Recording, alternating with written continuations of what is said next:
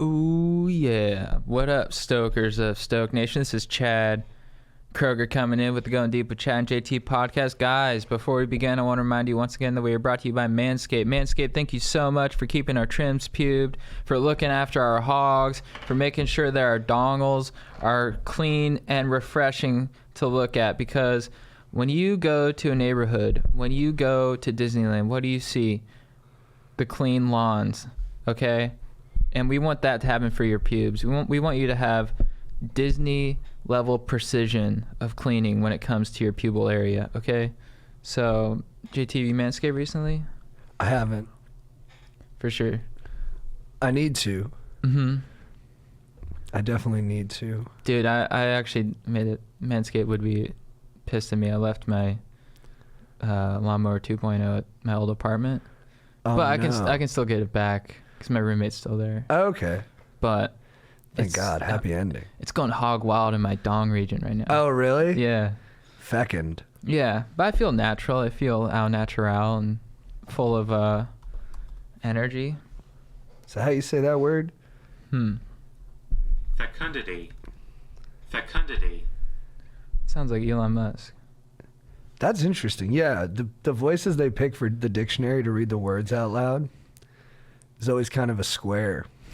Yeah. Be cool if it was like fecundity. What up, dude? It's fecundity. What up, dude? I know why you're here. Fecundity.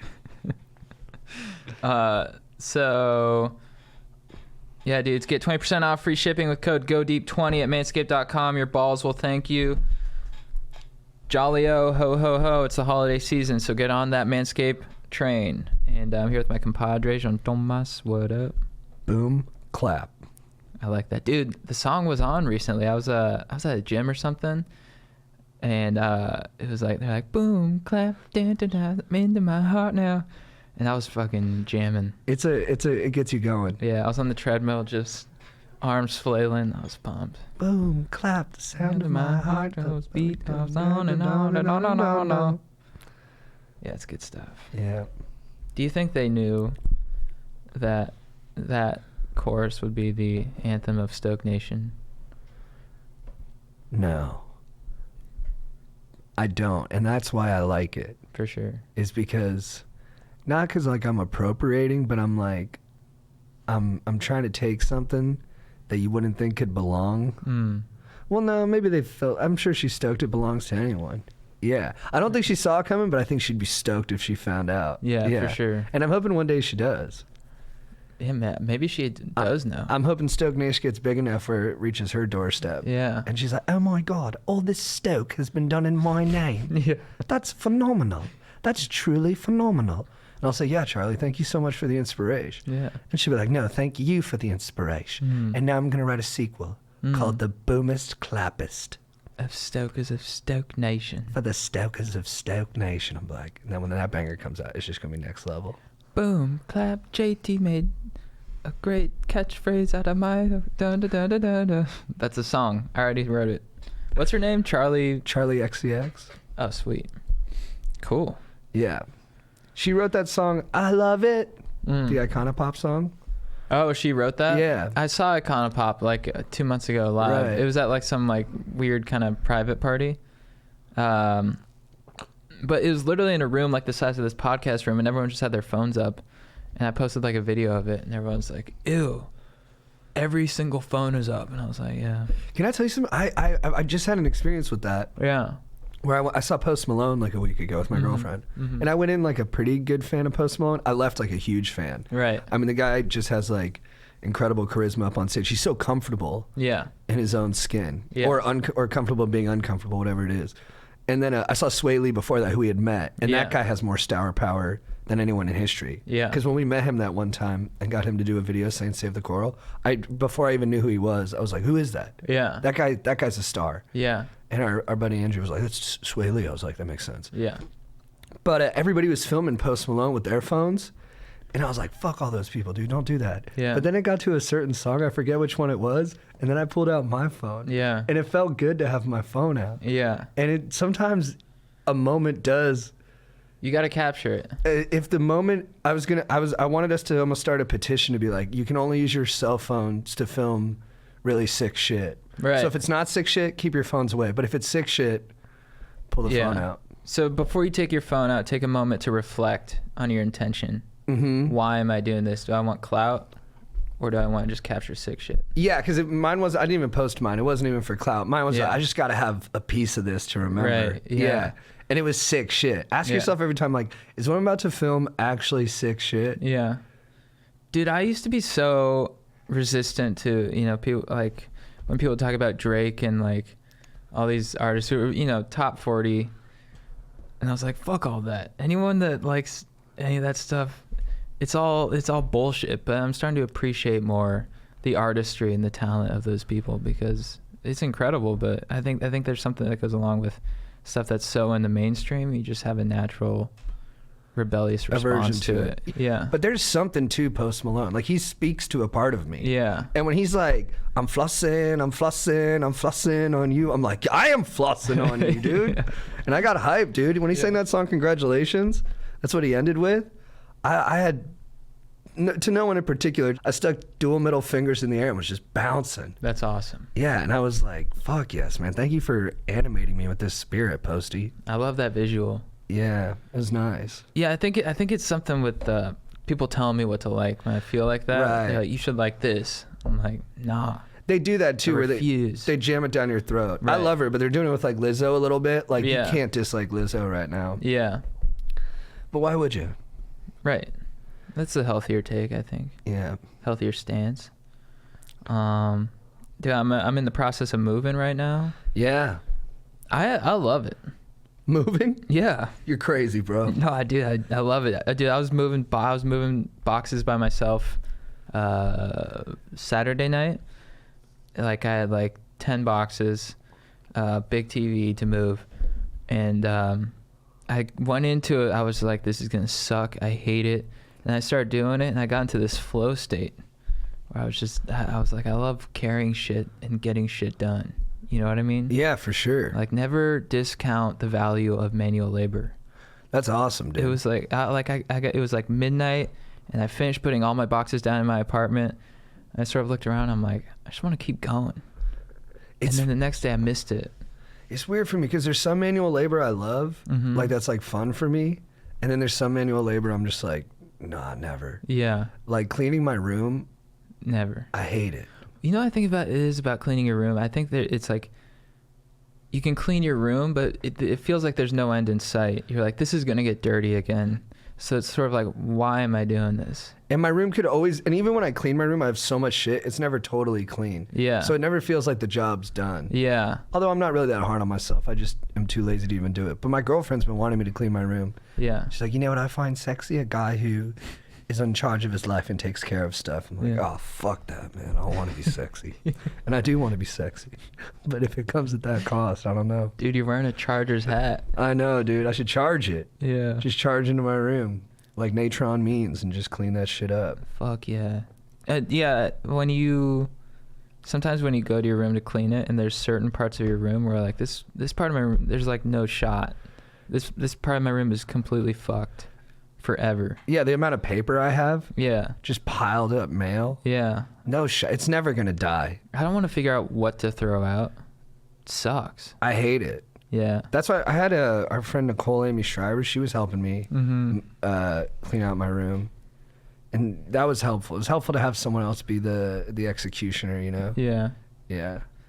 Go ahead. I like Marie Kondo. I like stuff about cleaning, Yeah.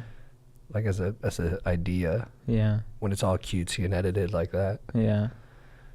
I think when I just had a U-Haul truck, and it was like, Oh, you rented a U-Haul? I rented a U-Haul. That's awesome. And I'll get into it later. I've got some beef that's grilling up, and I've marinated it, and I'm gonna eat it at the end of this pod. I'm not gonna lie. Smells good.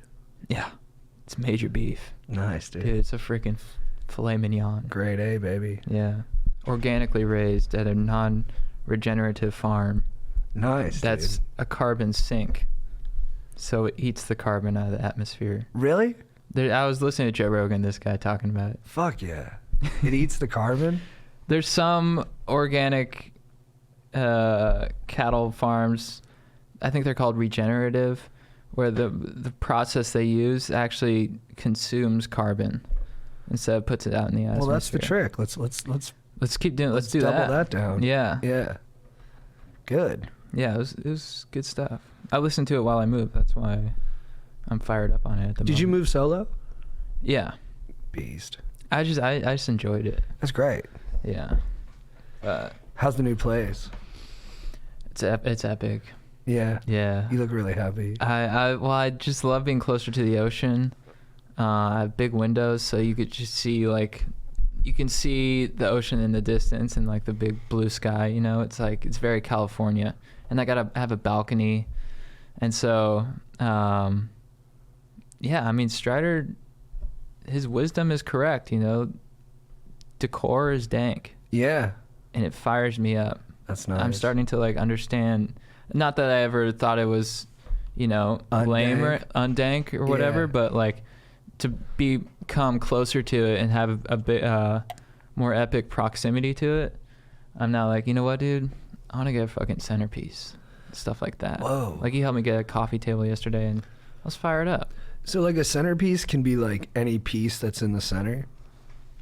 I think so. I have to dive deeper into it and read, but that's my general consensus. For sure. Yeah.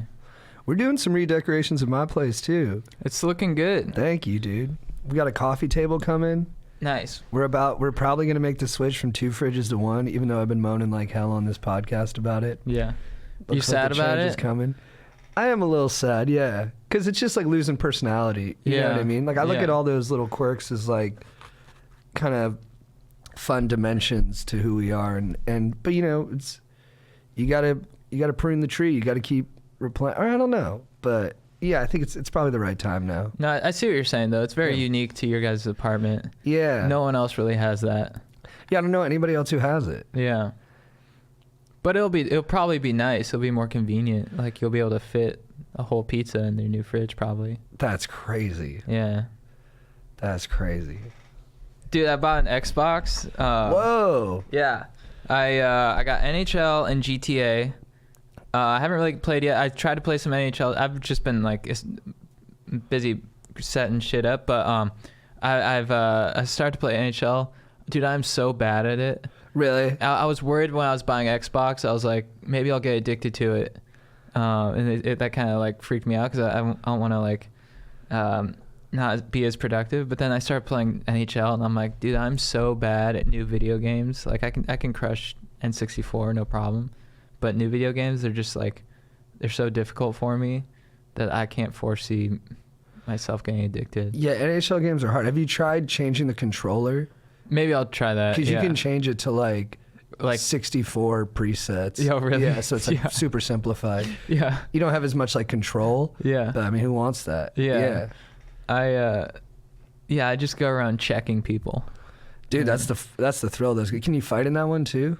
I think so. Nice. We'll see, but yeah, you're right. I mean, who doesn't want control? I just want simple buttons.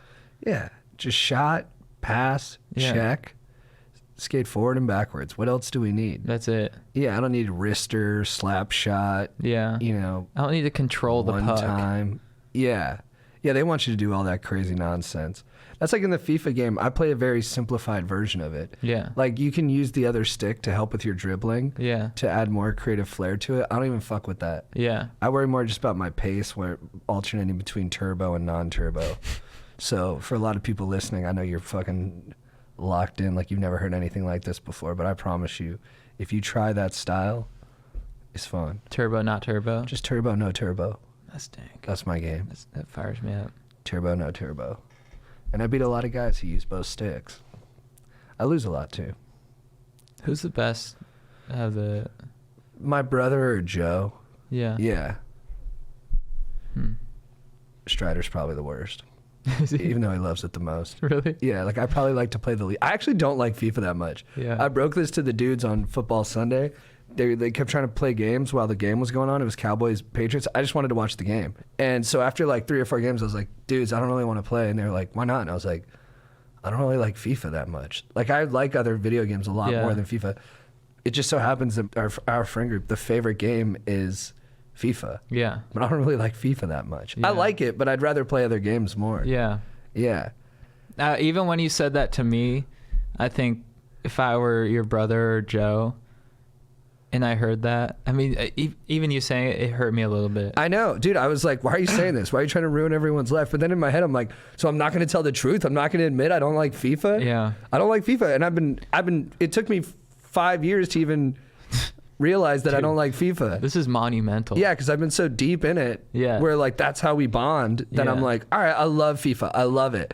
And then I finally was just thinking about it. I was like, dude, I don't think I've ever liked FIFA that much. I liked it when it came out for the German Olympic, or for the German World Cup. The one where Zidane fucking headbutted the guy from Italy in the final. That iteration of it that came out, I was super into. But since then, it's just been kind of like depreciating in terms of my love for it. And now it's like, there's other games I like more. Mm-hmm. But good luck. You know, I can't, it's like changing, it's like fighting against the ocean. Right. Yeah. You can't stop that wave. I can't stop that wave. Well, fuck yeah. Fuck yeah, dude. Fucking getting real on here. Dude, I mean, you laid down some truth. Yeah, that was tough. That was digging deep. Like, who's the dankest American soccer player ever? Landon Donovan. I was going to say David Beckham. Yes. That's hilarious. Should we dive into Elon? Oh, yeah, we got some topics.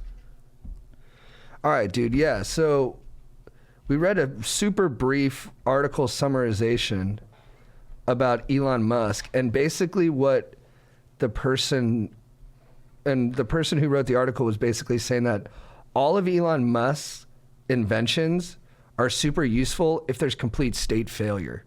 Like if we go into apocalyptic state, that's when his stuff will be worth even more. Yeah. I mean, I was listening to the Joe Rogan pod on the way here where Elon was on. And, like, I could say, be like, Elon, are you preparing for the apocalypse? Yes. Yes. Yes. Yes. We will not be able to hold a candle to AI. I tried to tell him. I tried. Did you watch his truck presentation? Yeah, when they threw the fucking thing at it and I haven't seen the any window of it. broke. Is it funny? It is funny, yeah. I heard it's hilarious. Because the guy... I find it interesting with Elon, given what seems like his sort of outlook. It seems... well, I think it's like, you know, it's sort of like... who's the one guy? Steve Jobs? No, the... Steve Young? No, keep going along the list of Steves. Steve Buerlein? No. Steve Madden? Yes. No. What's his name? What world is he in? Wheelchair. Oh, Stephen Hawking. Stephen Hawking. Dude, he was a Steve. So Stephen Hawking, he seemed to have a pretty bleak outlook for humanity in the future. According to what I heard. I only read brief headlines. But that's the gist I got. So, thank you, headlines. But it seems like he has these ideas and he wants to keep creating and he sort of like wants to keep expanding and he just wants to like keep living life. But at the same time, he has such like a doomsday scenario in his mind. That's me, dog. Yeah. Well, I think also if you predict that the world is going to go south, I mean, you're going to be right at some point. Right. You know what I mean? Yeah. Like we know at some point a comet's going to hit us or we're going to overheat the earth or, you know, whatever, or atomic bombs are going to go off here and there. Yeah. Throwing them back and forth. So it's like, I think it's just a matter of like the timeline. Yeah. And I'm always hoping it's in the thousands of years away. So you think having that mindset of like doomsday is near, that encourages him to just want to do everything now and live in the present?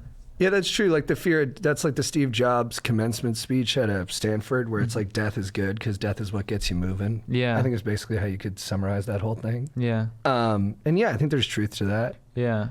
Yeah. I can't really get a read on it because it seems like he just has all these ideas and he's like, well, the traffic sucks in LA, let's build a tunnel. Let's all that kind of stuff. I just don't always trust that he actually even intends on having this stuff like be available for consumers. It's almost like he just likes saying cool things and saying he's going to invent cool things. Yeah. What do you think, Aaron? Well, I don't think, I definitely don't think tunnels under the ground were going to be the solution for LA's traffic, but what do you think the solution is? There is no solution for LA traffic. well, it'd be great if the subway went more places. Good call. Yeah, a better subway system would kind of be the solution. For sure. It's really lacking in the valley. It just doesn't go everywhere. It's great that it goes to the beach now, but it's not quite there yet. Dude, there's a yogi who said you should live each day as if you have a katana dangling over your head. It could drop any second. Oh, I like that. There's Damocles' sword too, which is like this king's like, you don't want to live like me. And then he's like, this guy's like, yeah, I do. And he's like, all right, here's what it's like. And he puts him in his throne, and then he just puts a sword over his head. And it's held by a very thin wire. He's like, that's what I'm dealing with every day. The sword's always about to drop on me. Dude, I'm watching the Elon Musk throwing the things at his windows that aren't supposed to break. Is it hilarious? It's pretty hilarious because he covers pretty quickly. I mean, just like facially he does. Let's listen to the volume. So that's Elon throwing it? No. Oh my God. Well, maybe that was a little too hard. That's a pretty good joke.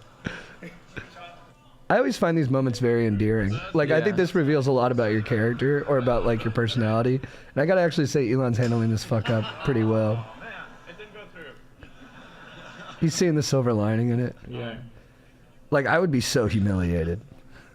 I'd be like, God damn it. All right, shut it down. Show's over. Look, we fucked up. We rushed it to meet our time horizon, and it's not ready to go. And yeah, we're humiliated, but we're going to bounce back. But this presentation is over. Write what you're going to write. I can't control that. Have a good night. I'll be at Sharky's. Yeah, I'm going to go get fucked up. And it's only going to be tonight. I'm not going to get fucked up every night for a while. I don't do that anymore. I'm just going to get fucked up tonight. And yeah. I'll have a day of recovery, and then I'm going to get back at it. And then we're going to fix this truck, I swear to God. And if we don't, you know, a lot of investors are going to be out of money, and I feel bad for those people because they really put their faith in me. Yeah. But that doesn't mean I'm not going to deliver, because I think there's a pretty good shot I could actually make this thing work. Do you like Elon Musk? I do. I think Teslas are dank. Dude, nice word. Yeah, Teslas are dank. Whenever I see someone driving one, I'm like, that's pretty cool. Have you seen the inside of one? No. I think I haven't been one in like 5 years, but it's like a big screen in the middle. Like it's like a big vertical TV, basically, and you could it's like a spaceship. That's fucking awesome. Yeah. That's got to be distracting though, right? I think so. I was an intern somewhere, and Kevin Pollak, the actor, was there, and he's like, hey, someone needs to move my car. And he put down his keys, and he was like, it's a Tesla. Trying to make a joke about it, but like it didn't read as a joke. He's like, pour water on it. Grass will grow out of the keychain. I was like, whatever, knob. Okay, boomer. Yeah, exactly. Dude, where'd OK Boomer come from? Yeah, what is this OK Boomer thing? Yeah. I don't know. It's just one of those internet things, man. And it's just like calling him Boomer because of Baby Boomer? Yeah. Are we going to do the things for the truck? Oh, yeah. In my Tesla truck, I would keep ribeyes, like a fuck ton of ribeyes, but I'd use like or dry ice to keep them frozen, just as long as I could eat them, you know, marinated or not. I'd keep a Hustler, a Brita, a Katana, The Great Gatsby, good book, a beer bong, a bunch of Cliff Bars, a hammer, a wheel, because, you know, humanity started with the wheel. Yeah. A lighter, some Duraflames to, you know, fast track the fire process. A Disneyland photo book to remember the good times. Marcus Aurelius's Meditations to stay stoic in dark times. Board shorts and a bunch of avocados. Whoa, dude. Nice. How about Douglas Lube? Well, that'd just already be on my dong. Yeah. But I do appreciate that. Yeah, I think I would have to bring a nice tub. Hopefully it won't get used on me. What would I take? I would have The Art of War by Sun Tzu. Just to like show it to people so they think I read. I would have a ton of graham crackers. I love graham crackers. Dude, good call. I would have Propecia to keep my hair. Crush, that's 'Cause crush. I want to look good in the apocalypse. Dude, that's fucking crush. I would have a gun. Yeah. Yeah. Yeah, I'd have a gun, and then I'd have just have my boo, you know? Oh, nice. Yeah. GF. I have my GF beside me. I think having something to protect would fire me up. Yeah. You know, make me work harder to stay alive. Right. Because if I was by myself, I think I'd give way to meaningless a little bit. Mm-hmm. Yeah. I bet Aaron, I think you'd be a good teammate in the apocalypse. I could see Aaron just rolling up with a battle axe and just be like, let's fucking go. I could see that too, dude. Sorry Yeah. for cursing so much. I love know it. people don't like that. It's like a softball bat with some nails sticking out of it. Chad, you got your face scanned, right? Yeah, light stage. Yeah, I got a full face scan, which if you guys have, Stokers, if you've seen The Irishman, the sort of technology they use to show the young Robert De Niro, it's this technology. So basically I archived my current face in some warehouse somewhere. So they have like all this data on like the details down to my pores of my face. So that I can, if I want to be in like movies 20 years from now and have my younger self in there, they can use that data to sort of recreate like a really realistic version of my young face that's true to the past. That's awesome. And it's a insane process. Not insane. It's pretty crazy process because you go in there, it's like a globe of LED lights surround. It's like, you know those like death globes that people ride motorcycles or dirt bikes in, where they just go around. It looks like one of those, but just LED lights and cameras all around. And you go in and they have you do 48 different expressions. I thought I was just gonna like sit there and they're just like scanning my face, you know, but you actively have to like show emotion in your face to, right. So there can be like, but it's not like, they'll have things like angry and surprise and stuff, but then they'll be like, you know, jaw to the left, jaw to the right, scrunch up your nose. And what's difficult is that when it goes off, it's 3 seconds of flashes from all these cameras. So it's your eyes, like it kind of puts you in like a hypnotic state because they'll be like, they're like, all right, do a surprise face. And I'll be like, oh, like mouth, like fully, you know, engaging my whole face, like just mouth wide open, just like, ah. And like I have to keep my eyes open as these flashes come in, so it's like you're just kind of like shocked for a second. Whoa. And I was like, do these hurt my eyes? They're like, annoy them? Yes, but it's not UV. I was like, oh right, yeah, I should have done that. So I got schooled a little bit, but it was cool. I mean, they said from that data they can put me in a video game too, which like I've just been praying to the universe that they'll make a GTA San Clemente. That would be amazing. Yeah. I mean, why would they do that? Yeah. Like the coolest town in OC. That's pretty badass. You go to Pedro's Tacos and you know. Dude, hopefully the guy who stole my car is the main character. Yeah. That'd be pretty No? sick. Yeah. Dude, if I was in GTA San Clemente, I would go to Pedro's Tacos and still pay. That's cool. Yeah. Every time like my brother had the new Red Dead revolver or whatever Yeah. it's called, and I would, after like 2 minutes, he'd be like, all right, so your mission here is you got to ride the horse for like 20 minutes to like this neighboring ghost town. I was like, dude, give me a gun and point me to some people I can shoot. Okay, I'm not trying to like live real life, all right? I'm trying to be an empty sadist. Yeah, why is this video Yeah. game telling me what to do? Yeah, I don't know, the complexity of the missions sometimes. I think they jumped the shark a bit after Vice City. Dude, Vice City was the best. That was the best way. It had so much style. You can't do better than Miami Oh. for that type of game. No, it should be Miami every time. Yeah, they should just keep it in Miami. Yeah, well, next one's in Colombia. What? Yeah. Are you serious? You're like a drug lord, apparently. Oh, okay, that's pretty badass. Don't quote me on that. I'm not confirmed, but I think that's what's going on. Very good idea. So you should consult your mom on the accuracy of the map. Yeah, I'll be like, Mama, does this feel like Colombia? And she goes, yes, John Thomas. I mean, it was exciting like that, but there were also times where we just went dancing, and I don't see that in this video game. She gets mad, dude. She got so mad at, like, if I ever wanted to get her fired up, I just ask her about Clear and Present Danger, the Jack Ryan, Harrison Ford movie. I'm like, Mom, what do you know what movie I like a lot? I'm like, Clear and Present Danger. She's like, the movie's bullshit. They say Colombian food's like Mexican food. They don't taste anything alike. Just had lazy dialogue like that in the movie. Yeah. And my mom was just in the theater like, fuck this. Yeah. This is bullshit. Stupid. Yeah. Oh, man. That's hilarious. Doesn't this face scan thing also mean you could be deep faked? I do worry Yeah. about the implications of it a little bit. Yeah, I thought about that afterwards, and I didn't really plan ahead, but my agent told me to do it, and if your agent tells you to do something, you do it. Like, what's the worst thing they're going to do? Like, put you in a commercial you don't want to be in or something like that? I don't think there's anything like genuinely nefarious. Preparation H? Yeah, right, dude. They're going to have you in a bunch of just like, what's Preparation H for? Like anal itch? I think so. Like Hemorrhoids. Hemorrhoids. Oh, really? Right. H is for hemorrhoids. My mom Oh, used that makes to. sense. I used to have an itchy beehole when I was a kid. My mom would apply Preparation H there. Really? Yeah. Oh, that's nice. It was really sweet. She's a good lady. Dude, we read another article about dogs Yeah. and how they're just the best at loving other species. Not just Yeah. humans. They're the best at loving all other species. Yeah. Like, they could basically make friends with anybody. Yeah. They're just universally good at not being the schmoll. Dude, they're the best. And also how it's sort of like, people are suspicious about, why, like, if a dog's being affectionate towards you, does it have ulterior motives? Is it trying to get food? Which sometimes is the case, but is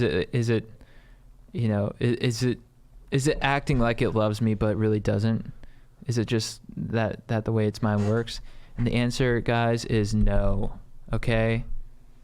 It just straight up loves you. It's straight up dank energy flowing through its heart into yours. Yeah, don't be cynical about dogs. It also made me think, like, dude, just loving everything is a great way to go through life. Yeah. Because, like, look at where it's taken dogs. Yeah. You know what I mean? There's a million little iterations of them. Yeah. They get to live lives of comfort with lots of friends. Yeah. And they can still go out in the wild if they want to. Yeah. It's kind of a good deal. And they got to that point because they're easy to get along with and people want them around. Right, yeah. So be a dog. Yeah. Everyone's your ally. Mm-hmm. Everyone, just spread that love everywhere. Yeah, they've evolved that way too. They've like evolved to love more, I think. Is that what it said? That's so awesome. I love dogs so much. Some stokers wrote into me too, because I was talking about like if birds can have sex with other birds, but actually no, like all dogs are the same species, which is pretty remarkable because there's such variation in them. But birds aren't the same species; they're different species. So like a falcon and an eagle can't procreate. They can't plow? No, not the way like a dachshund and like a lab could. Although that's a tough one to picture. But yeah. I like how dogs hump even when there's nothing there. When they it's like they're so in tune with their emotions and their what's going on inside. They're so present that if they're horny, they just start humping. Yep. They don't plan it out. They don't think about it. They don't say, "Hey, I'm going to go put Pornhub on later and take care of myself." They're like, "I'm going to hump the air right now." Yeah. And let you guys know that I'm horny as shit, okay? Yeah, when you see a dog just humping a pillow, it's Yeah. always a good time. Yeah. It's like, okay. Yeah. And I think it kind of makes us hornier. Oh, for You're sure. like, all right, the dog's getting after it. What am I embarrassed about wanting to get after it? I want to get after it too. I'm a Dude, dog. When a dog's Yeah. moving its hips like that, fires me up. Super encouraging. I get so excited. Dude, should we answer some questions? Yeah, let me throw you off wanna a do an read ad? here. Yeah, I'm going to hit the bathroom real quick. Guys, I'm interrupting this podcast to let you know once again that we are brought to you by Manscaped. Manscaped, thank you so much for keeping our trims pubed, for looking after our hogs, for making sure that our dong pieces are looking fresh with sweet cologne like James Bond at a casino, okay? Your dong needs to look like James Bond with a martini, shaken, not stirred, no pubes, and a fresh slice of lime, okay? That's what needs to happen to your dong region. The best way you can do that is hitting up our dogs at Manscaped, because they have the Lawnmower 2.0. Guys, it's the holidays. Ho, ho, ho. Jolly all, whatever. Yep. Jingle balls to the walls, fellas. Listen up. Okay? Untrimmed pubes are a thing of the past. You need to trim them because we have the technology. Elon Musk would say, yeah, we do. So, you know, you got to make sure you get the Lawnmower 2.0, guys. And it's a great Christmas gift. I mean, you know, ladies, if you're looking for something to get your guy and you want to make, if you want to care about the relationship, if you want to make this relationship move forward and be the best it can be, get your dude the Lawnmower 2.0 package, you know, get him ball deodorant, all that good stuff so he can not chafe and, you know, get that crop reviver, crop preserver, all these good products that smell good and they get the job done. So get 20% off free shipping with code GODEEP20 at manscaped.com. Your testes will thank you, dudes. Yeah. I'm kind of tired today. Dude, I'm exhausted. I was sleeping on the way over here. I Yeah. was trying to meditate in the Uber and I just passed out. Yeah. I woke up and I was late. I haven't been eating as much because I don't have any food in the place. And I've just been assembling. I've been in the flow state of moving in. Right. But it's hard to. I haven't eaten. I had 3 Flying Dutchmen and a green juice. That's a nice day of eating, though. Yeah. But you need more. Dude, I've been eating like a whale. If whales ate carbs, I've been just munching on carbs. Yeah. Yeah, I've had bread and Nice. hash brown and Oh, dude, hash browns. yeah, they're so good. Oh, where did you They're get so good. Swingers? Yeah. Oh, I love Swingers so much. it's so good. And then, yeah, I've just been munching on the carbs. I feel good, but I am like starting to be like, I asked my GF yesterday, I was like, does my face look fatter than when you fell in love with me? She's like, no, what are you talking about? And then I was like, oh, just checking. Yeah. It's nice to have like holidays, like a week out where you're like, okay, this is vacation time now. Yeah, I feel less like pressure Yeah. to, because when we were just doing all this stuff and it was all just like self-motivated, you know Yeah. what I mean? Like there was no one else's expectations but our own. Yeah. You really don't know when it's okay to stop. Yeah. You know, because you're like, I could be doing more. Yeah. And like I probably should be. Yeah. And now that we are in a situation where we're working with other people and stuff, it's Yeah. like when they're not working, I feel better not working. Right. You know Yeah. what I Yeah. mean? Yeah. Yeah. No, I was talking to one of our coworkers, and I was like, yeah, I'm thinking of getting an Xbox, but like I don't want it to, you know, hurt my productivity and all that stuff. And he's like, but you have the whole day of work, and then you've earned that time. Yeah. I was like, oh, that's a good point. And you I could be can relax recharging a the little bit. batteries too. Yeah. Like you're like, all right, I'm tired. I need to, because like, even with how it takes me forever to edit the podcast, it's like, sometimes I'm just tired. Yeah. But I never think I'm tired. I only Yeah. ever think I'm a bitch. Yeah. Like no, me too. In my head, I'm never like, why don't I want to work right now? Is it because I'm tired? I'm like, nah, it's because you're a bitch. Yeah. It's because you're afraid of hard work. It's because deep down, you just want everybody to cater you. It's like, well, I might be tired. Yeah. You know what I mean? Yeah. Dude, I think the same thing. I'm like, I'll have like work to do, or no, I won't even have work to do, but I'll just be like, you're falling off. You're a piece of shit. Yeah. You're gonna wind up. It hurts me to even think of like the situation, so I don't even know what I can say. But you know, I'm just like, But your dreams will come I'm true. like, I'm gonna go into some unknown crevice of doom, and then the Mandalorian's gonna have to come and save me, and I don't want to put that in someone else's hands. I want to save myself. I don't want to have the Disney Plus character do it. Yeah. That's what's up. That's awesome. Because it's scary, but it's still cool because the Mandalorian's involved. Yeah. Yeah. Yeah, my dome's. There's always a lot going on. I'm just like thinking of like I'll have moments like today. I was driving to IKEA, and usually I'm pretty stoked. Like I think it's safe to say I'm stoked 80% of the time. Yeah. But I stress out a lot. Just because, yeah, there's like things you want in life that are just like you want. I don't know. It's like your mind. Basically, what I'm trying to say is your mind always. It's just a natural function of the human mind to go towards something negative, I think. Yeah. To 'Cause- worry about something. Yeah, like I was like driving to IKEA. I was fired up. I went surfing with the 2 Dans this morning.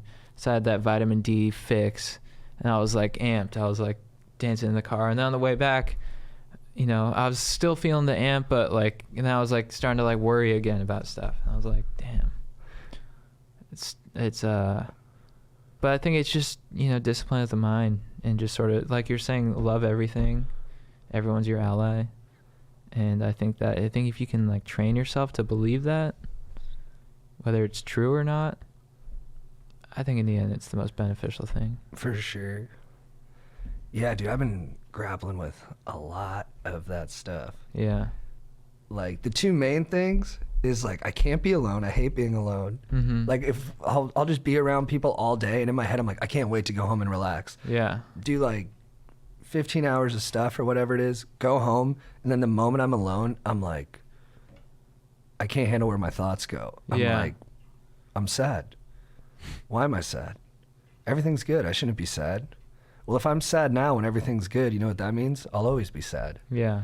I'll be sad forever. Yeah. Well, if you're going to be sad forever, wouldn't it be better just not to be sad at all? And then I get to like a suicidal thought. Yeah. And then I'm like, why am I having suicidal thoughts? And it's like, my brain's just running. Right. And then it goes to the most intense place possible. Yeah. And then the next day, I wake up and I'm stoked. Yeah. I have like a great time. Yeah. I really do just have like, I love it. Yeah. But then at night, I'm like, if I'm alone, I need constant comfort from people. Yeah, I'm sort of the opposite, but I relate to the feeling of like when everything's good, and then you still have those like stressful or sad thoughts creep in. And I read this book about stress or anxiety, and it's like that's just our natural human function. It's like right. that's your reptilian brain just coming in, just like I need to survive. What are the problems I need to fix? But I think it's easier said than done. But recognizing those thoughts for what they are is the key. Which saying it like that sounds so much easier, but I think it's a discipline. Because I'm susceptible to it too. No, you got to detach. Yeah. And realize like your thoughts aren't you. Yeah. And they're gonna run, but if you can take a step back and just be like, oh, isn't that interesting? I'm thinking that way. Weird. Aren't I crazy? And then kind of right size it. Yeah. It's like retreat back to like the awareness, and then think of those thoughts as like a treadmill that's always just going. And you're like, oh, look at the treadmill of thoughts going through my dome. This is that's pretty hilarious. Yeah. I'm having that thought right now.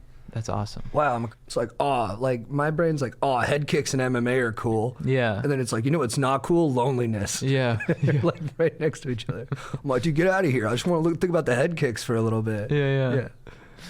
But if you could, I'm watching this thing right now called MMA and the Age of Loneliness that Reggie got me watching, and it like combines those two things into one story. Yeah. Yeah. So I'm like, that's like the best entertainment for me, where I'm like, oh, fuck yeah, head kick. Okay, now a conversation about why that head kick is rooted in something sad. Yeah. I'm like, nice. That's I'll be like, that's peanut butter and jelly for my brain. I'll be like, have I optimized myself enough? Right. What was my carb intake today? I fucked up. I'm a piece of shit. Dude, I think like that too. Yeah. I want to watch Fast and the Furious again. That's how my mind works. Hell yeah. That's legit. All right, should we answer some questions? Yeah. Second week in a row, this guy wrote in, Gray Lanuski. My balls are big. Is that cool? Dude, hell yeah. It was cool then. It's cool now, dog. Any kind of ball is cool. Agreed. What up, dogs? I'd like to stay anonymous as I've turned some of my bros to the pod. I'm a sophomore in high school, and I can say that this year has been monumental in my growing up.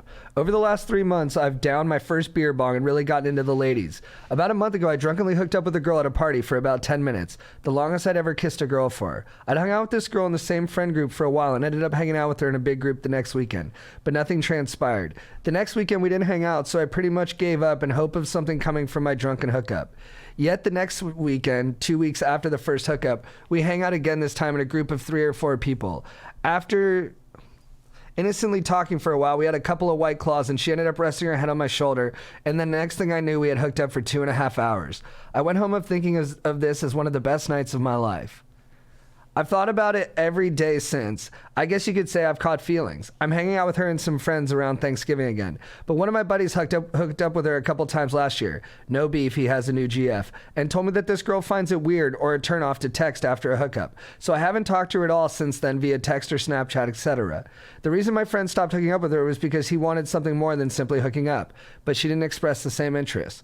Whenever I hang out with this girl, I love talking to her. The conversation usually flowing with ease. Besides the fact that she's a solid 9 out of 10. I haven't stopped thinking about that night, the way how when we made eye contact I was intimidated, a fiery feeling I'd never really felt before, and many other components. I really like this girl, but at the same time, I don't want to ruin what we have right now, which is a hookup-only basis. What do I do? I've listened since day one, and it's awesome to see how much your brain has grown. Jabow. Dude, first off, I love him describing his feelings toward her. Mm-hmm. What did he say? A fiery feeling I never felt before, and when we make eye contact, I am intimidated. I like that vulnerability. Yeah, that was nice. This guy's a legend. That's tough because when I heard that the friend was like, oh, she doesn't like text after hookups, I'm like, really? That seems like, I mean. But she could just be figuring herself out. I mean, Right, she's yeah. young. She might just be like, that might be too much intimacy for her at this point. Yeah. So maybe what he needs to do is just like take it slow. You know, when you see her, be your cool, vulnerable, charismatic self with fire, English skills. And, yeah, I mean, I think I would just say go for what you want. But maybe since she seems to be a little weary of full-on commitment at this moment, just take it slow, relax, you know, see where it goes. And when the time is right, I think you'll know when you want to move things a little bit further. Yeah, dude, I would say don't let your overwhelming feelings interfere with, you know, just having fun and getting to know this person. I know every weekend can feel like you live and die by it, and you're like, oh man, this is the weekend where you're like, this needs to happen. Yeah. I'd like to hit these benchmarks. But in the long run, that stuff matters little, and what's important is that, you know, the connection and stuff. So I think just keep being around each other, and it'll matriculate the way it should. Yeah. Yeah, and no need to rush anything. And also don't rate girls out of 10. Yeah, I never liked that. Yeah. But yeah, dude, I think she likes you. You like her. That's cool. Dude, I was so much like that in high school and college. I would like have like a crush on her, like we'd make out or something, and but I wouldn't really like. I'd have like all these like hopes for like expectations. the future. I was like Yeah. tons of expectations. I was like, you know, we'll like I'll see her at this party. We'll run into each other, and then you know we're gonna go to Hawaii, and that's like how my mind worked. And then, but I was always too shy to like, I would be awkward and I wouldn't like approach them or talk to them. And I would just be weird about it. So I think my advice, you know, and so I think I was running away from what I wanted, because I was scared. So what I say to this dude is, you know, when you see her, go up and talk to her. Don't be afraid, you know, show her your true self. Yeah, that might be the move. I think, yeah. Just telling her how you feel is always good. Yeah. And it doesn't mean like, I'm thinking about you all the time, I'm crazy about you. Just like, hey, I like you. Yeah. And I'd like for you to be my girlfriend. There's like a cool way to say it. Yeah. But yeah, I get it, dude. I mean, man, when I was 16, I was losing my mind every weekend. I just like, all right, well, Tiffany will be at the party, and she's been broken up with Riley for 3 weeks, and this is my chance, and I got to make sure that I don't come in too strong, but that we have some good laughs, and then maybe by hour 3, I'll ask her to go on a walk, and then hopefully we can make out for 10 minutes. Like, I love the keeping track of the time and everything too. Yeah. And it's I get it. You know, you want to get those reps in too, and but yeah, I think you're doing good. Yeah. Just enjoy the process, because one day you'll be 50 and you'll be looking back on this and you'll be like, remember when I made out with what's her name? I don't know her name. Remember when I made out with what's her name for... He doesn't have her name in here. I anticipate this happening for you. Remember when I made out with what's her name for 4 hours at that In-N-Out? That's what you're going to look back on, so enjoy the ride. Yep. Stay present. Stay present, dog. And when you get fries at In-N-Out, get extra crispy. Nice, dude.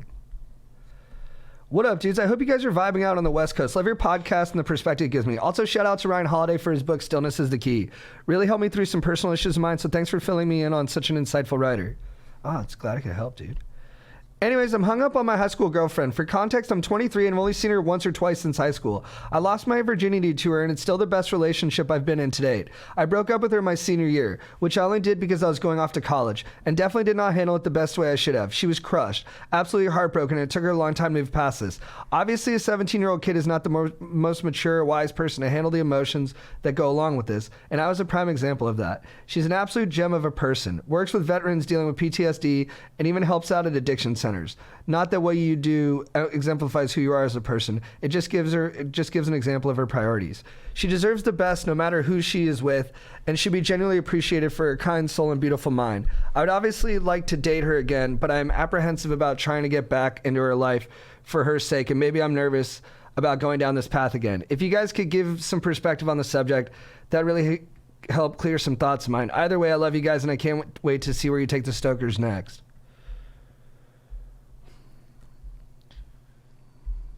He's trying to get her back? He's in love with this girl that he broke up with in high school. Now he's 23, so it's been like 5 years. He's only seen her once or twice. I think he's a little afraid of, I don't know, he doesn't say anything specifically. I just think he's nervous about the whole thing. And I get it, dude, it's scary. But if she doesn't have a boyfriend, I think you just gotta reach out. Yeah. And say, hey, like, I'd love to catch up and get coffee. Yeah. And then, grab coffee and then just see how your guys' lives are going and really get to know where she's at, rather than, I mean, I don't know how you're picking up this info, but probably from like social media or something. You know, actually talk to her and figure out where you guys are at. And I think it could go great. Yeah. I think she could really like reconnecting with you, and then I wish you guys the best. Yeah, for sure. I mean, you're fucking gonna get married, bro. Let's go. Yeah. But if you're gonna get there, you gotta say what up first. Yeah. Reconnect with her. Fire off that text. You know, do some Instagram stories of you in the gym getting after it. Smart. Work on your calves. Dude, one of my really good friends broke up with a girl. Then they got back later. They've been together ever since. He was just in a different place, wasn't ready for the commitment. But deep down, she really liked him. And this girl might really like you. Mm-hmm. And I think what Chad said is true, too. Like, come in jacked. Yeah. Like, lift a lot, diet hard, limit your salt a couple days beforehand to take out any bloating, and just look dynamite. Yeah, it's like you got to come in physically, emotionally, spiritually, and metaphysically. Yep. And, dude, you know when I most understand the Big Bang Theory? After squats. After I do a deadlift, I'm like, hydrogen, nitrogen, explosion. A lot of my best thoughts are when I'm lifting. Oh, dude, I don't know if I'll ever understand why me and that person didn't work out as a couple. Set of squats, hey, some things just don't work out.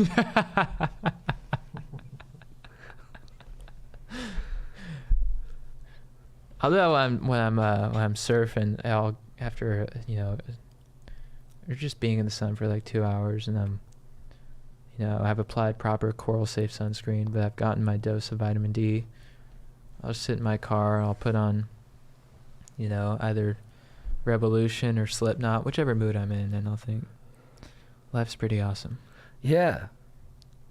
That's what Post Malone's been doing that for me lately. Yeah. Because his whole attitude's kind of like just like, fuck it. Yeah. I don't really even know if that's his attitude, but I feel that. And so like when I'm thinking about my problems, I'm like, oh, this person's been being an asshole and I'm gonna have to deal with them. I just go like this. I just fucking Post Malone it. I'm like, who gives a fuck? Fuck that shit.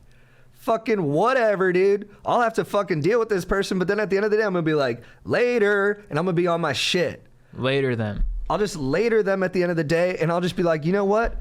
I don't have to deal with this motherfucker. I'm on my shit. I'm on my shit, dude. And you can't fuck with me when I'm on my shit. Just hearing one Post Malone song, that's where I go. That's awesome. Yeah. Yeah, when I listen to Slipknot's Pulse of the Maggots, I just think about how really happy I am. What is it about Pulse of the Maggots? I think it's the fact that Slipknot has a guy in their band that hits a keg with a bat. That's his instrument. I hear the song and like the deep, guitar riffs and bass lines and the fucking. Then I hear that keg, dude, and I'm like, Can you hear the keg? I think so. What's it sound like?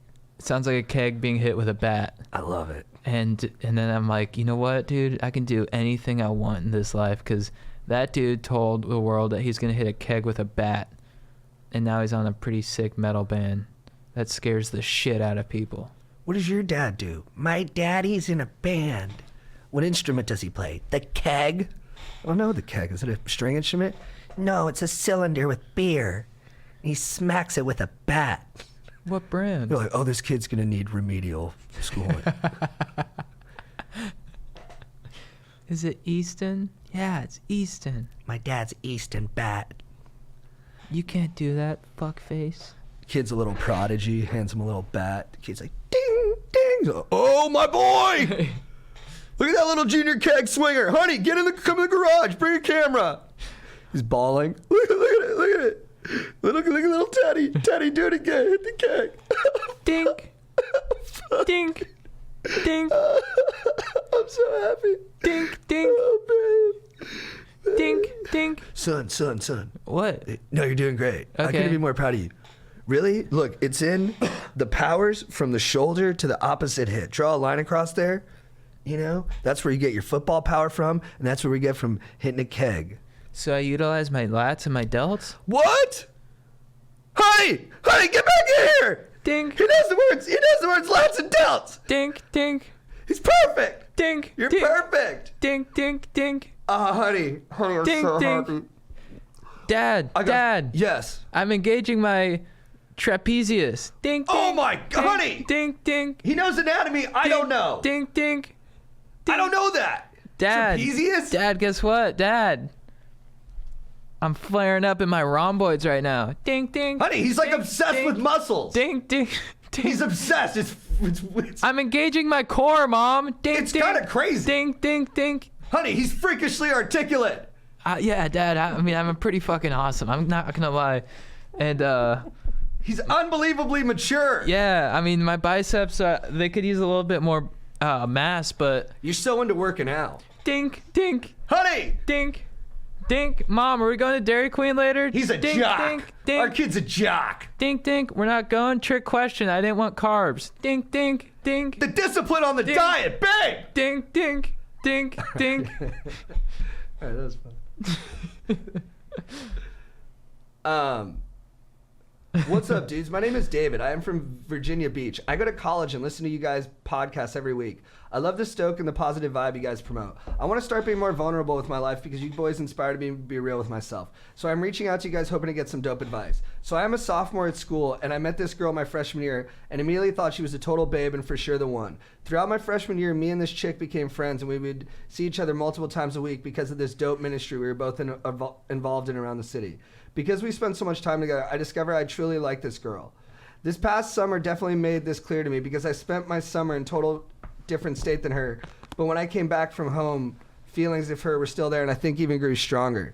In the beginning of September, I was straight up and told her that I had feelings for her. This totally freaked me out because if she didn't respond in a good way, it could affect the ministry we both participate in.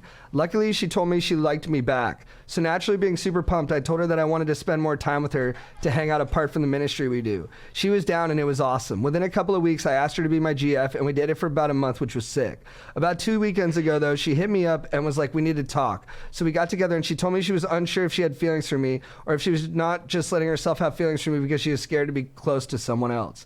Keep in mind, I was her first boyfriend. I was super devastated and confused because I like her a lot, but I respected her decision and that was that. A week after she kicked me to the curb, we saw each other and she was like, I miss hanging out and want us to work. I was even more confused and told her to wait a day or so we can talk. We ended up talking and decided that we want to be together, but that we should take things slow and figure things out. Recently, I've been for sure in my head and scared that history will repeat itself with her. She's really busy all the time.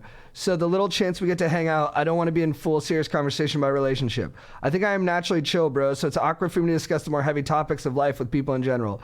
My dudes, I really like this girl a lot and can see myself being with her. Please help me out. I think it's all good, dude.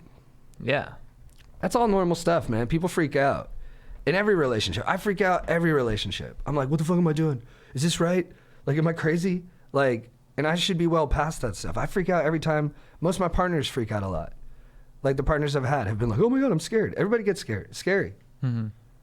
Dude, I concur with that, Jean Thomas. I concur.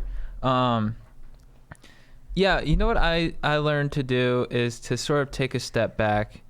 It's sort of like what we were talking about with thoughts. Let the treadmill run, you know. But I think the best thing you can do is not be too reactive to those thoughts and those worries. You know, like we were telling the other guy, you know, relax, take it slow. You don't have to get into serious relationship talks right away. Just enjoy your time with her. I think that's the most important thing, because I think having a relationship, you're not trying to like lock down. It's not like, you know, you're not trying to like, who cares about the language about it all, you know? Right. Just like, you know, like I know the feeling of like you want to just get that commitment from them and like be exclusive or whatever, and you want that from them, but that'll come in due time. You know, don't rush it out. Totally. I think that's been consistent with a lot of the questions today too. It's like people getting hung up on the language of stuff, and it's good to want to have a GF. Yeah. But let's not forget that what really makes that nice is the connection that the two people have. Yeah. So just worry about connecting with this person, and if she has some ups or downs about how she feels about it, that's normal. And if you have some ups and downs, that's normal. Just don't let that muddle having a good time with this person. Yeah. And just, you know, learning how to be comfortable talking about these things with another person. Yeah. And since she backed away that one time, well said, but since she backed away that one time, I would, you know, give her space to develop those feelings for you. Maybe let her come to you a little bit. You know, don't think this is your last chance and try and force it. Just sort of, you know, be patient and let her come in her when she wants to, you know, go get a frozen yogurt or, you know, discuss Tolstoy. For sure. Also, dude, don't be so consumed with the idea of the one. Oh, wow. There's several people that would be good for you. Dang, dude. So, like, if this doesn't work out, there's more. You're young. Still coming. Lots of life to live. Good call, Aaron. Dude. And that's that age. That's from early college. That's, you feel all the shit. Yeah. That shit calms down. Yeah. Just don't get too hammered and like start breaking stuff when you're feeling that shit. Yeah. Because those guys, you worry about them. And I've been that guy before, but like when they like you ever have friends when you're that age? It's like, hey dude, did you hear? You're like, what? They're like, Laura broke up with Daryl. And you're like, what? They broke up? Is Daryl okay? You know Daryl's not okay. Daryl's like at the pier till 4 a.m. Everyone's like, you seen Daryl? So he's been at the pier, dude, just crying. Chad, who is your beef of the week? My beef of the week is with U-Haul. U-Haul, what up? It's time you take a good look at yourselves, fuckers. Dude, okay, so I was moving on Saturday, and also I know people written in that they're listening at work. Sorry, but I had to let that, you know, F-bomb fly. So I apologize to your boss, and if your boss is listening right now, I'm sorry for cursing, and you should give the dude who's listening to this podcast a raise and a promotion. You should make him CEO or head surgeon, whatever. Okay. U-Haul. So I was moving on Saturday, and I reserved a U-Haul truck, and it was in Inglewood, which was like a 30-minute drive. Yeah, that's always the one that has trucks available. They have the best hours or something like that. Yeah, but it wasn't that. It was a weird location. It was at like it it was at like the tire yard. Okay. That was like the name of this like mechanic shop, whatever. So I go there and I'm like, hey, I have the U-Haul truck. And they're like, it's not working. And I'm like, well, I reserved a U-Haul truck for here. And he's like, yeah, it's not working, dude. And I'm like, well, what am I supposed to do? He's like, I don't know. And so I call U-Haul and I'm like, hey, I'm at the spot. There's no truck. And the guy's like, oh, I'm sorry. There should be a truck there. I'm like, well, there is, but it's broken. He's like, oh, fuck. All right. Go to this location. So he sends me downtown. I go downtown to like a bookstore near USC. I go into the parking lot. I see the U-Haul truck. I go in. I'm like, hey, I'm supposed to grab that U-Haul truck. And she's like, the tire's broken. I'm like, what? She's like, the tire's broken. I'm like, the tire's broken? She's like, yeah. And I call U-Haul. I'm like, hey, they say the tire's broken. There's one U-Haul truck there. They say the tire's broken? And she's like, I didn't say that. And I was like, why are you being an asshole? I'm just trying to pick up a truck. And so then I had to wait until, so I was supposed to get my U-Haul at like 11 a.m. I had to wait till 5 p.m. to get it from, I don't even know what part of LA. Near Culver City. It was horse shit. And I just want to say U-Haul. And then I pick up the U-Haul and they're like, hey, we have I'm like, oh, I ordered a dolly as well. And the guy's like, we don't have dollies, we got robbed. He literally said that. And I was like, all right, well, fuck, what should I do? He's like, I don't know. And so I go out there and I get my U-Haul truck, but there's a utility dolly out there. I'm like, can I just take the utility dolly? And the guy's like, yeah. And I'm like, dude, what is going on at U-Haul? I don't understand what you guys are doing over there, but that was like the worst. Everyone there was pissed off. No one wanted to give me a truck. I just wanted to haul. And you wanted me to haul. But you didn't let it happen. So, U-Haul, you're my beef of the week. Nice, dude. What's Dude, your my beef? beef of the week isn't a beef. It's or my own beef. It's Pete Townshend's beef with all the other members of the band The Who. He recently did an interview where he talked about them, and you think he'd go easy since they're dead, but he still ripped on the dead. Like, they were like, he was like, it was a nightmare being in a band with Keith Moon. You'd have to be at the recording studio for 2 extra hours because he'd have one too many brandies. And you're like, dude, he's dead. And then he's like, plus, as the rhythm guitarist, I basically kept the band together. Keith could never keep time. He insults his drumming. I'm like, dude, Pete, you animal, dude. Then he ripped on the guitarist, and then he talked about how whenever him and Roger Daltrey, the lead singer, look at each other, it's just pure hatred. And they're like the two surviving members. So I was like, maybe he'll go easy on the guy who's alive. It's like, no, he's got it for everybody. That's hilarious. Yeah, so I love that Pete Townsend. It would be awful to know him, but it's awesome that he just keeps it so 100%. Chad. That's awesome. Who is your babe of the week? My baby of the week is Jerome Baker Jr. of the Dolphins. I stumbled upon this video of him. Like the entire game, he was mic'd up, and they had audio of him looking for his mom the whole time. It was really sweet. I'll play some of it. I can't find my mama, bro. Oh, that ain't her. Hey, we bend, we don't break. Yep. Let's hold him to a field goal.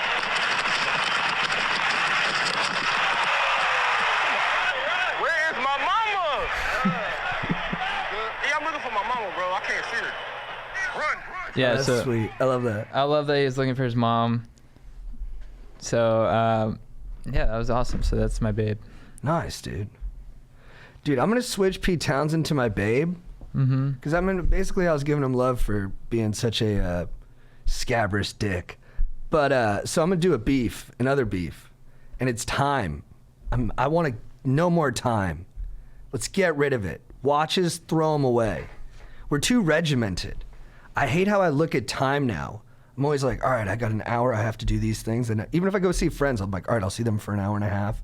Then I'll do 30 minutes of this, 3 hours editing, work out for an hour, write for 2 hours, and then do this. It's like, it's all so like constricting. What are we gonna do without time? It's gonna be scary. People will be late a lot, but what will we gain?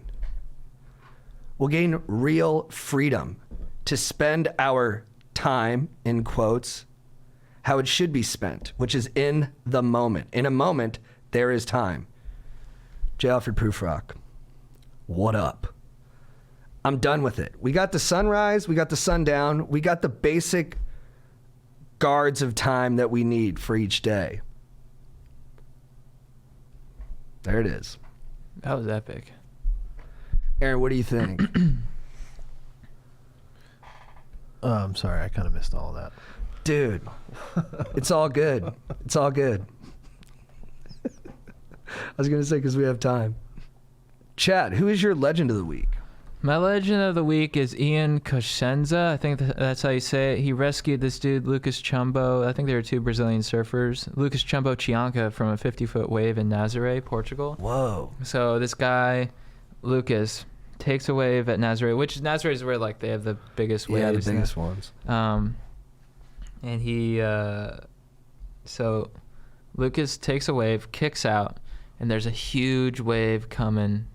And he just kicked out of the way. There's nothing he can do. It's going to crash on top of it. But this guy, Ian Coshenza, just comes zooming in on a jet ski, and he's like cruising, you know, just do, and like the waves, like, you know, it's feathering up top, and it's about to crash, and he picks up Lucas, and then they just cruise. But then there's one part where like the foam, you know, like you can't see them anymore because it's so high, and they like get covered in the foam. And so, you know, you can tell he's like in there and he's just like, you know, fast and furiousing it. But you don't know for like 3 seconds. You're like, did they make it? Did they make it? And then he just comes blasting out. And it's a pretty cool video to watch. I saw it. You saw it? It was awesome. Yeah. Well, it's like, how far would you go to save your friend? And then the foam is just pumping around there. Yeah. Yeah. You're just holding on to that. You'd be nude. Yeah. God willing. Which would probably make you faster. Dude, it was the way he picked him up. You're like, oh, dude, not a good time. Yeah. And then, thank God he outran that wave. But you could tell, it seemed like from the way he drove it out to him, he was just like, fuck it. And Right. just drove and picked him up. Dude, so cool. Yeah. I love that. My legend of the week is Mick Jagger. Nice. From the Rolling Stones. Oh, y'all, Mick Jagger, y'all. Let's have some fun. You never be your beast of burden. Just so much style, so much attitude, and been doing it for decades. You got to give all the love in the world to the Rolling Stones. And you got to give it to them extra for one reason, and that's that I found out Mick Jagger has a small dong. No way. And I'm saying that like I'm outing him in a negative way, and I might be doing that in a subtext way because I'm competitive. But really what I mean is I love it. I love that he's got a small dong because he's also a great renowned lover. And he's Mick Jagger. They say he's got a small dong. And he's killing it. Dude, props to that tiny hog. Way to go, Mick. You're beautiful. I bet he has a small dong, but he's so thin that it kind of looks big. But True. in reality, it's like really, it is small. Dude, that's so true, dude, because all the guys who I think have the biggest dongs out of my friends are short guys. And I'm like, all right, but is that just because they're short? So my tall dogs, I think their dongs are small. Mm. This is serious stuff. Because, yeah, if a 6'9" guy's got like a 3-inch penis, like in relation to all that height, you know? Yeah. But if you're 5'8" and you got a 3-inch penis, you're like, oh, yeah, it's 5'8". It's a big dick. Chad, what is your quote of the week? My quote of the week is from The Town. The movie, if you guys... One of the best movies ever. Directed by Ben Affleck about bank robbers in Boston with Jeremy Renner and John Hamm. So Ben Affleck's playing Doug McRae. He's one of the bank robbers, and then he's going up to Jeremy Renner in this moment. And Ben Affleck wants to get revenge on this dude or whatever. So he goes, I need your help. He goes up to Jeremy Renner. Jeremy Renner's like eating like a burger or something. He's like, I need your help. I can't tell you what it is. You can never ask me about it later, and we're going to hurt some people. And Jeremy Renner, whose character is James Coughlin, goes, whose car are we going to take? One of the best lines ever. Whose car are we taking? He's so ready Whose to car go. are we taking? I forgot to do the accent. Whose car are we taking? He's so ready to go. Yeah. Whose car are we taking? Whose car are we taking? So that's just, you know, loyalty at its finest. And then they really just muffed up this dude, so. And seeing that scene, it made me think that Ben Affleck wrote some of those scenes in Good Will Hunting. Yeah. You know, like where they're gonna fight, and he's like, "You're getting out of the fucking car," to whatever Casey Affleck's character's name is. Yeah. I forget. I Like, forget. you're getting out of the car when they're gonna beat the guys up, and then he does. Yeah. And it's all about, and then there's that other line at the end where he's like, "Those gorillas you talk about, those friends, you know why he's friends with them? Because if he asked, at the drop of a hat, they take a bat to the back of your fucking head." Yeah. Like, yeah, they're good friends. Yeah. I don't know why they'd have to prove it by killing a therapist, but they would do it. Yeah. When my dad got sick, I had sick thoughts like that. Yeah. I was like, if my dad asked me to, I'd kill someone for my dad. Nice. Yeah. He never has. So if your dad asked you to go hurt some people, you'd say, Whose car we taking? All right, dude, my quote of the week is a long poem, so buckle up. It's by Bertolt Brecht, who's a famous theater guy, famous writer. I think he was one of the first guys to break the fourth wall or something. So kudos to you for that innovation, dude. That is tough to think about when no one's done it before. So this poem's called The Interrogation of the Good. Step forward, we hear, that you are a good man. You cannot be bought, but the lightning which strikes the house also cannot be bought. You hold to what you said, but what did you say? You are honest? You say your opinion? Which opinion? You are brave? Against whom? You are wise? For whom? You do not consider personal advantages. Whose advantages do you consider then? You are a good friend. Are you also a good friend of the good people? Hear us then, we know. You are our enemy. This is why we shall now put you in front of a wall, but in consideration of your merits and good qualities, we shall put you in front of a good wall and shoot you with a good bullet from a good gun and bury you with a good shovel in the good earth. Whoa, dude. So freaking intense. Blows my effing mind, dude. I read this in an Uber with Strider and Joe, and right when I got to the second part, Joe went, "Hey, they're opening a Dave's Fried Chicken right there." And then afterwards, Strider went, "Yeah, dude." He didn't like it. You didn't like the poem? No, he's like, the second part was all right, dude, but not necessary for you to read that out loud. Chat, what's your phrase of the week for getting after it? My phrase this week for getting after it is, let's throw out the instructions. Whoa.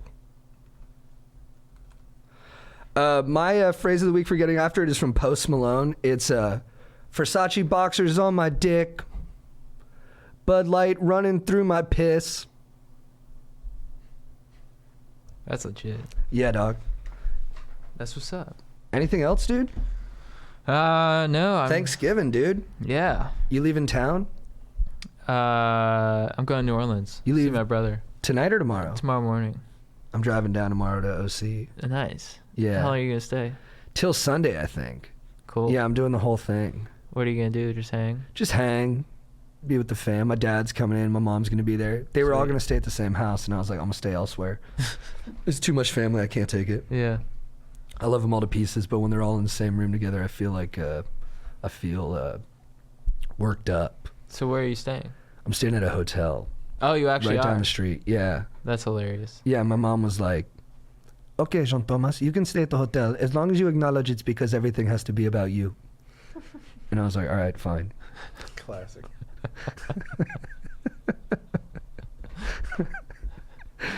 Okay, Jean Thomas. Yeah. You can stay at the hotel. Yeah, once I admitted it, she was like, okay, good. Thank you. He's the best, dude. My dad's the best. I was telling my dad a thing. I'm like, oh, dude, I haven't said this yet. My dad, at my brother's birthday, just comes up to me in front of like 10 people. He's like, you guys all see Hawaii Five-0? They're all like, yeah, we watched it. My dad goes, yeah, we're going to invest in JT getting acting classes. Really? I looked at him, I was like, dude, what the fuck, man? But in the end, like literally 10 minutes later, I was mad, and then I was like, you know what? That's motivating. I just got to act better. Yeah. And it's good to have people. I thought you were great in it. Oh, thank you. But I was like, Yeah. it's good to have people like my dad in my life who will just like, I never have to worry about whether he's going to give it to me straight or not. Yeah. Yeah. I didn't expect him to do it in front of 10 people, but I'm glad he gave it to me straight. All right. We said that at the same time, so I think it's time to depart. Stokers, thanks for tuning in. Happy Thanksgiving. Happy Thanksgiving. Aaron, what are you doing? My whole family's coming up to my house. Oh, they're coming up here and you're hosting? Yep. Oh, dude. Is the pressure on? My wife's feeling it more than I am. You guys throwing down anything special? No, not really. I think, we'll all pitch in and do stuff. It's gonna go great, dog. Yeah, I think so. You're a beast. Yeah. Chad, you're a beast. You're a beast too. Have fun in New Orleans, man. Thanks. Have fun, OC. All right. If you need advice, these guys are really